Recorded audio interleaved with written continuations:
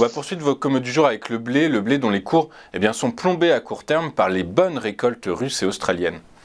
Ça patine effectivement. On est dans une configuration assez particulière, à savoir bon, ce rush haussier phénoménal en 2022, l'inscription d'un nouveau plus haut et puis un retour en fait sur le support majeur aux alentours des 735. Ce niveau avait déjà été testé courant de l'été, avait provoqué une reprise.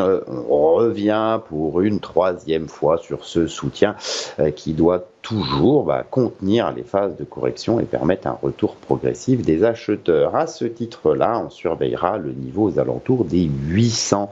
800, c'est quoi? C'est le dernier petit sommet dans la reprise haussière qu'on a fait.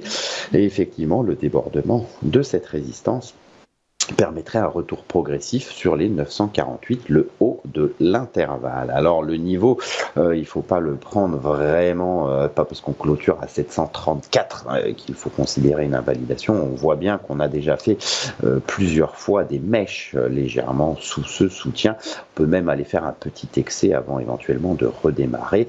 On est sur un point qui semble important. Si d'aventure on clôturait trop longtemps ou trop loin de ce soutien, ça commencerait à dégrader considérablement toute la lecture de moyen-long terme haussière. Pour le coup, c'est un niveau qui va conditionner les futures années à venir. C'est clair. Et donc du coup, on regarde quoi? On regarde en dessous des 700 $, c'est ça?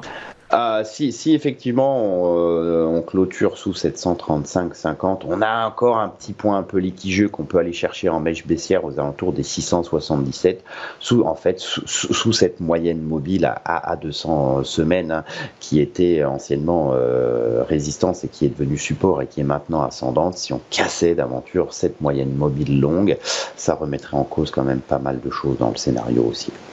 N'est pas votre scénario privilégié. Le scénario privilégié, c'est le scénario haussier, donc.